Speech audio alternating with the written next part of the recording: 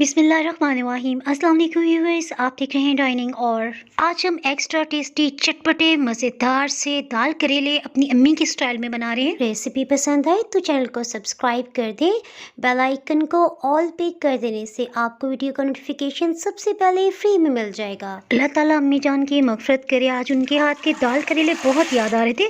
सो रात के 11 बजे और हमने 1 कप चने की दाल पानी में भिगो दी। दाल को 4-5 पानियों में धो लेने के बाद भिगो के रखा हुआ था। नेक्स्ट डे तकरीबन 11:30 बजे का टाइम है। ये देखिए अच्छी खासी फूल गई है। सो अब हम नेक्स्ट स्टेप की तरफ बढ़ते हैं। हमने फ्रेश खूबसूरत से 2 मीडियम साइज के करेले ले लिए हैं। मैं हमेशा ये सोचती हूँ कि भाई इसकी स्किन का क्या कसूर है जो हम उतार देते हैं। सिर्फ करेले पकाने का फन आना चाहिए, इंशाल्लाह कभी भी कड़वे नहीं बनेंगे। करेले पे हाफ कट लगाते हुए हमने इसे 2 हिस्सों में तोड़ लिया है। तोड़ लिए?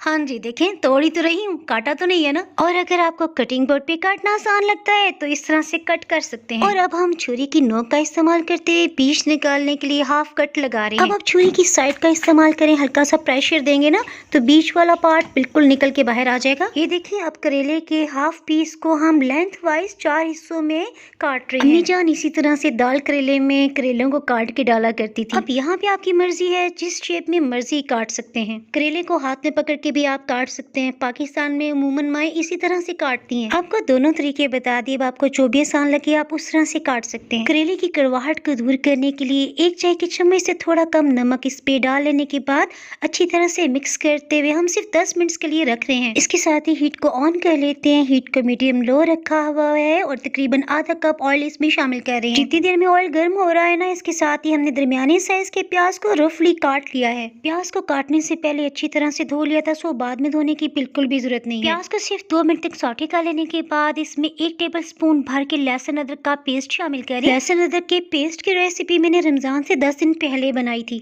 ये देखिए इस लहसुन अदरक का जायका, रंगत, खुशबू सभी कुछ पहले दिन जैसी है। लहसुन अदरक को बस इतना भूनना है कि इसकी स्मेल होती है ना वो खत्म हो जाए। देखिए हल्की सी सुनहरी रंगत आ रही है। प्याज और लहसुन अदरक का कलर इससे मजीद डार्क नहीं होना चाहिए। सो 1/4 कप पानी शामिल करते हुए हीट को लो कर देते हैं। इसके साथ ही मैं आपको करेले दिखा देती हूँ। नमक की वजह से करेले में से काफी पानी निकल गया है। सो अब हम नमक का फ्लेवर खत्म करने के लिए खूब अच्छी तरह से धो रहे हैं। धुले हुए करेलों को हाथ में लेंगे, इतना जो आप आसानी से प्रेस कर सकें।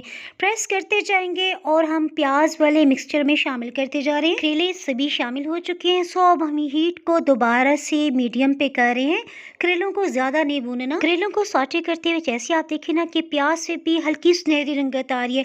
इसके साथ ही प्याज की रंगत ज्यादा ब्राउन ना हो, सो हम इसमें 3 से 4 टेबलस्पून पानी डालते हुए हीट को लो कर रहे हैं। 4 किलो टमाटर से हमने रमजान से पहले पेस्ट बनाया था, उनमें से 1 बॉटल तो हमने यूज की और दूसरी बॉटल को भी हमने इस्तेमाल करना शुरू किया है। टमाटर पेस्ट बाय डाइनिंग और आप सर्च करेंगे तब भी आपको ये रेसिपी मिल जाएगी। अदरवाइज ऊपर आपको आई बटन में भी लिंक नजर आ रहा होगा, उसे क्लिक करके भी रेसिपी देख सकते हैं। इसके साथ साथ डिस्क्रिप्शन बॉक्स से भी आपको रेसिपी मिल जाएगी। मसालों में नमक 1 चाय की चम्मच, लाल मिर्च पाउडर लेवल करके 1 चाय की चम्मच, क्योंकि हमने इसमें अधकुटी लाल मिर्च हाफ टी स्पून शामिल की है। हल्दी पाउडर आधी चाय की चम्मच से थोड़ा कम और अधकुटा खुश्क धनिया 1 खाने वाला चम्मच भर के डालते हुए हम इसे अच्छी तरह से भून लेते हैं। कश्मीरी लाल मिर्च के निस्बत मुझे पापरिका पाउडर बहुत अच्छा लगता है। इस ब्रांड का 1 खाने वाला चम्मच भर के शामिल करें। पापरिका पाउडर की वजह से इसमें रेस्टोरेंट वाला रंगत और फ्लेवर आ जाएगा। ओहो याद आया, ये तो मैंने आपको बताया नहीं, अगर आपके पास टमाटर का पेस्ट नहीं तो बड़ा साइज का टमाटर आप इसमें शामिल कर सकते हैं। मसाले में से टमाटर की सभी नमी खत्म हो चुकी है। सो हमने दाल शामिल कर देने के बाद